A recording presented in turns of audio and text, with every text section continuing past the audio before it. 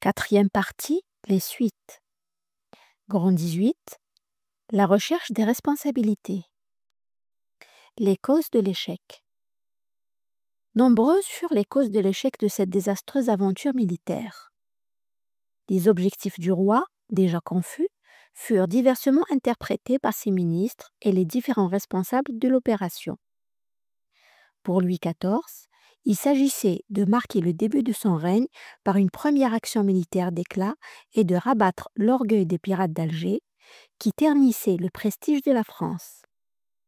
Le jeune souverain ambitionnait de réussir contre Alger, là où Charles Quint lui-même avait jadis échoué. Il comptait aussi sur cette campagne africaine et sur les secours spectaculaires qu'il apportait, en même temps à l'Empire contre l'envahisseur turc, pour s'ériger en héros de la chrétienté.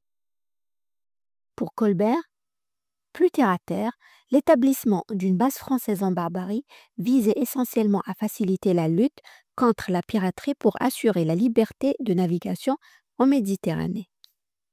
Cette tentative s'inscrivait dans sa politique plus large de développement du commerce français à travers le monde, marquée cette même année 1664 par la création en mai de la Compagnie des Indes occidentales et en août par celle des Indes orientales. Certains, dont Beaufort, témoignaient d'une plus grande ambition. Laguette, par exemple, lors de l'élaboration du projet, avait recommandé à Colbert de s'implanter à Alucemas à cause, disait-il, qu'il peut servir contre les Espagnols, Anglais et barbares. Beaufort, au-delà des prouesses dont il était avide, rêvait de conquête. Peu avant l'expédition, il confiait à Condé, en parlant de la barbarie, « Les conquêtes des Flandres ne sont rien auprès de ces lieux ici, où il y a des royaumes meilleurs que la France à conquérir. » Quelques jours après le débarquement, il vantait à Colbert l'intérêt du site de Gigery, lui assurant « Sa Majesté, le possédant peut incommoder considérablement les Turcs et même se rendre maître par la suite de toute la barbarie. » Ces différentes visions de l'objectif même de l'expédition eurent des répercussions sur la conduite des opérations navales et terrestres.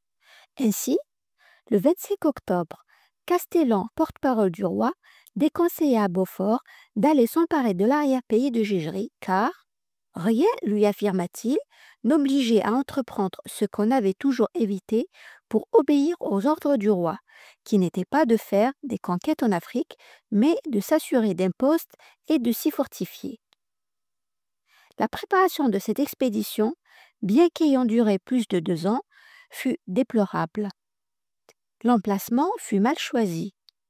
Au lieu de débarquer à proximité de l'ancien bastion de France, où les Français avaient des amis parmi les Berbères, ou de s'emparer de Bougie, port fortifié, remarquablement situé au débouché de la Souma, Beaufort a fait prévaloir son choix de Gigery, site coupé du monde, sans port aménagé, sans fortification et difficile à défendre en raison de la topographie. Le roi et Colbert ont été abusés par les dires de Clerville, qui prétendait avoir reconnu la totalité de la côte de Barbarie, et surtout par les assertions mensongères de Beaufort, qui affirmait avoir visité Gigery. En réalité, en débarquant, les Français n'avaient qu'une idée approximative de la qualité du mouillage, de la configuration du lieu et de la nature des sols. Contrairement aux affirmations de Beaufort, l'eau y était difficile d'accès. Elle était saumâtre et polluée. Il était impossible de s'approvisionner en vivres sur place. Le bois et le calcaire, nécessaires à la fabrication de la chaux, y étaient rares. Beaufort, qui comptait que les indigènes lui fourniraient matériaux et main-d'œuvre pour construire la citadelle et le port, ne trouva en eux que des ennemis résolus. Les chefs de l'expédition méconnaissaient la mentalité des Berbères, leur attitude à l'égard de la France et l'état de leurs relations avec les Turcs d'Alger. Beaufort croyait être accueilli en libérateur du joug turc, alors qu'Alger venait de passer un accord avec les tribus kabyles. À Gigery, les Français commirent la faute de croire que, chez les Berbères, la haine de l'occupant turc l'emporterait sur celle des chrétiens. Cette erreur de jugement venait de ce que le roi et Colbert, En préparant l'opération de Gigri, s'était totalement fié à Clerville, prétendu spécialiste de l'islam, au lieu d'écouter les lazaristes et les marchands chrétiens d'Alger, parfaitement informés de la situation en Kabylie. La diplomatie française fit preuve d'une incroyable incurie. Alors qu'elle avait rompu la traditionnelle alliance du lys et du croissant, la France continuait d'escompter le maintien de la neutralité bienveillante de Constantinople à son égard. Après la prise de Gigri, Colbert affirmait à Louis XIV que les Ottomans, engagés en Hongrie dans la guerre contre l'Empire, n'iraient pas au secours d'Alger. Mais Colbert ignorait que l'Autriche, sans en avertir son allié français, avait signé une trêve de 20 ans avec les Turcs qui retrouvaient ainsi une totale liberté de manœuvre pour intervenir en Afrique du Nord. Liberté dont ils n'eurent pas à user puisque Alger repoussa les Français avec ses seules forces. Quant aux négociations secrètes de la France avec Constantinople, elles furent dévoilées et firent scandale à Rome et dans la chrétienté. Les moyens mis en place pour cette opération d'Afrique furent insuffisantes et totalement inadaptés.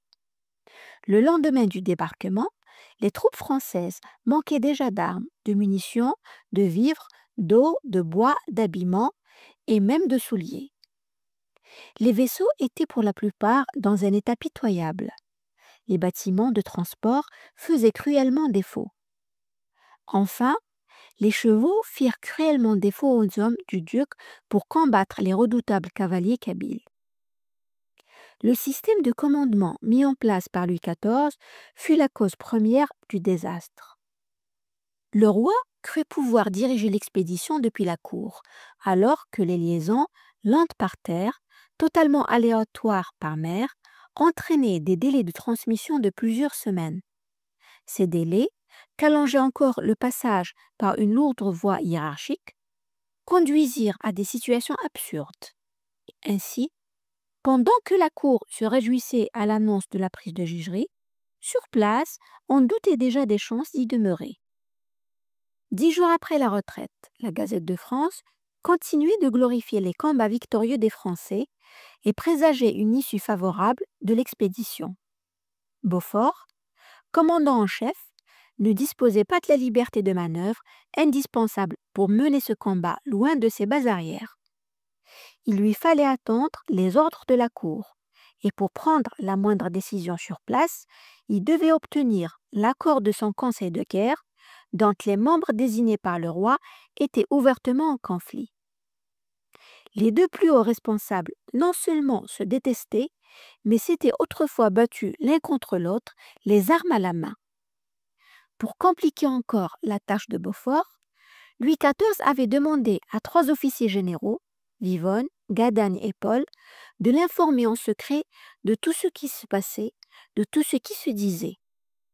Il était même allé jusqu'à autoriser Vivonne, simple capitaine de navire, à faire prévaloir sa position sur celle du duc dans les cas où il ne serait pas d'accord avec lui. Vivonne fut assez diplomate pour ne pas user de ce droit, mais cette faculté, qui lui avait été donnée, était en soi une source évidente de conflits potentiels. Les fonctions des membres de l'état-major avaient été volontairement mal définies. La frontière était imprécise entre le pouvoir de Gadagne, commandant les troupes au sol, et celui de Beaufort, commandant en chef. Quant à Clerville, l'ambiguïté de son rôle fut à l'origine d'affrontements incessants avec les autres officiers généraux. Était-il l'homme du roi, muni de pouvoirs spéciaux comme il le prétendait, ou était-il seulement chargé des fortifications? Cette fonction se limitait-elle à la construction du port et de la citadelle de la future base, ou couvrait-elle la réalisation des retranchements du camp? L'arrivée de l'Essaim, puis celle de Castellan à Gigri, ne firent qu'ajouter à la confusion. Ces missi dominici venaient-ils seulement porter les ordres du roi, ou étaient-ils investis d'un pouvoir de décision? Cette imprécision compliqua les délibérations des conseils des 25 et 30 octobre et permit à Beaufort, puis à Martel, de se décharger de leurs responsabilités sur Castellan. Les techniques de combat des troupes françaises à Gégri étaient inadaptées à celles de l'ennemi. Les soldats du roi se battirent suivant la noble tradition des armées européennes. Habitués à progresser en ligne, ils s'indignaient que l'ennemi refusât le combat de front. Lourdement équipés, ils se laissèrent facilement surprendre par les embuscades, et ils s'étonnèrent le jour où les fantassins berbères, courant au-devant de leurs chevaux, les prirent par la bride et désarçonnèrent leurs cavaliers. Ils se scandalisaient de la fourberie des parlementaires, de leur manque de parole. Le combattant français fut souvent déconcerté par le comportement de l'ennemi, comportement que, 2 siècles plus tard, Féraud décrira en ces termes. Le Kabyle, nerveux, alerte, hardi, à moitié nu ou vêtu à peine de quelques lambeaux d'étoffe roulés dans la poussière, afin de leur donner encore davantage la couleur de la terre, marche au combat en rampant comme un chat, profitant de la moindre aspérité du terrain pour s'embusquer. Il guette aussi le moment où il pourra ajuster son ennemi et le frapper sans s'exposer au coup. S'il échoue, la fuite ne le déshonore point, car son système est avant tout de causer du mal sans s'exposer à en recevoir lui-même. 3 fautes tactiques impardonnables de l'état-major français achevèrent de décider du sort de l'expédition. Le plus grave fut sans doute de ne pas s'emparer dès les premiers jours de Djebel Ayouf, qui dominait le camp, sous prétexte que le site était trop difficile d'accès pour y faire parvenir de gros canons. La faute la plus surprenante des Français, dans la mesure où la voie maritime était la seule envisageable pour faire parvenir des canons à Gégri, fut de ne jamais avoir assuré une surveillance sérieuse des côtes. La 3e faute fut de ne pas avoir suffisamment fortifié la tête de pont pour la mettre à l'abri de toutes les attaques, notamment celle de l'artillerie, en attendant la construction de la forteresse définitive. Les officiers généraux, choisis par le roi lui-même, n'étaient pas tous à leur hauteur. Le premier d'entre eux, Beaufort, fit preuve d'une incompétence notoire.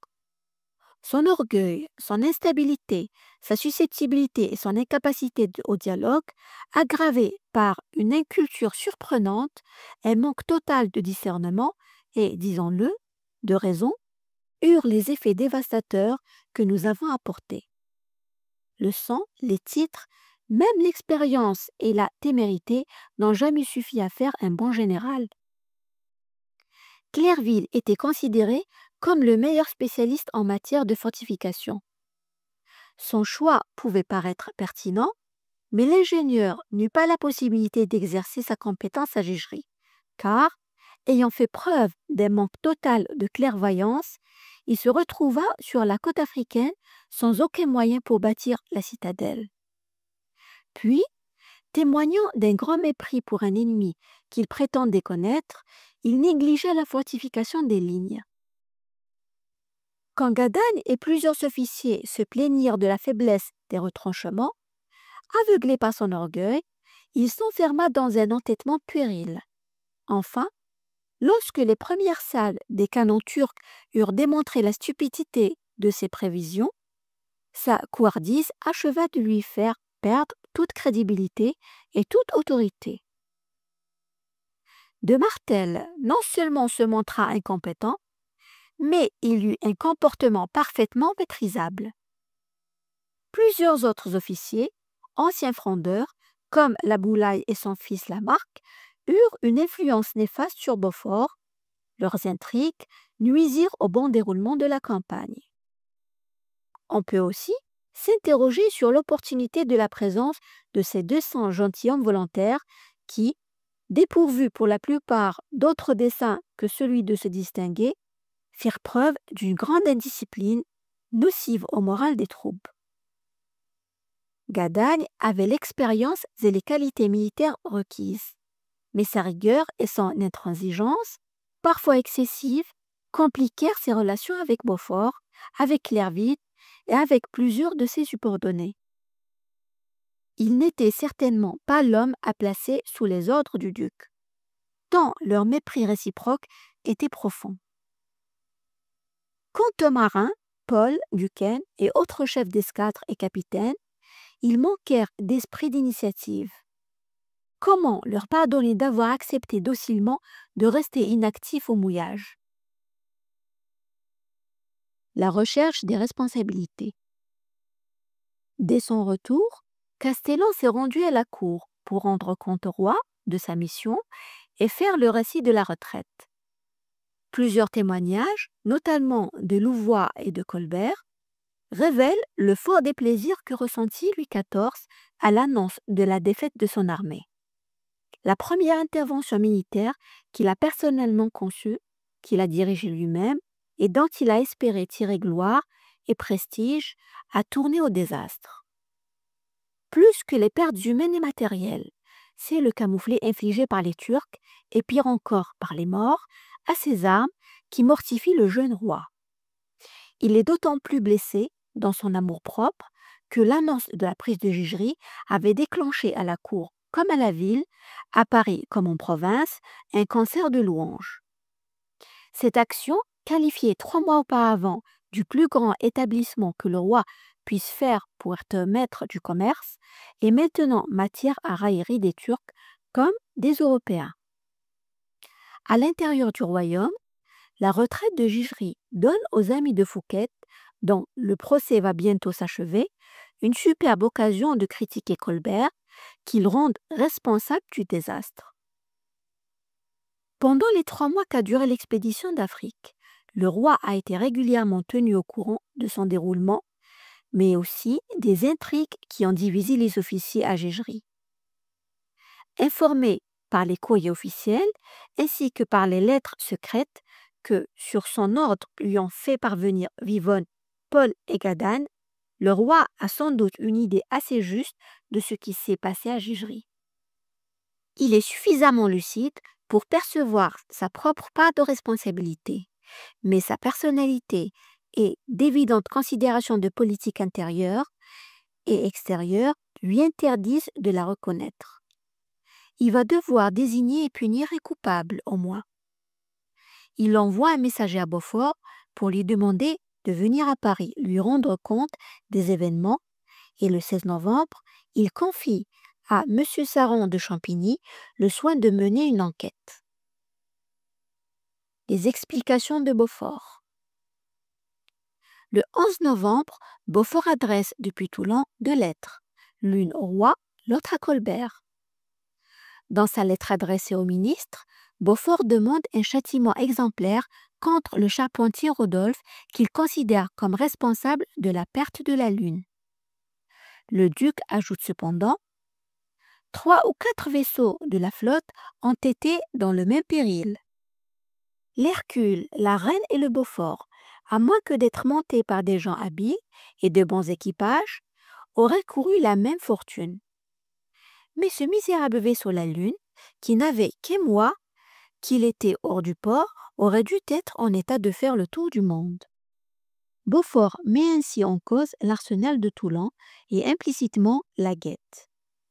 Puis le duc, renouvelant son offre de retourner à la mer pour abattre un peu la gloire aux corsaires d'Alger, donne la liste des vaisseaux disponibles pour cette opération. Curieusement, parmi eux, il cite l'Hercule, ce même bâtiment que, quelques lignes plus haut, il disait être dans le même état pitoyable que la Lune avant son naufrage. Avec ces vaisseaux et de brûlots, conclut-il sans vergogne, nous pourrons encore faire trembler ceux d'Alger.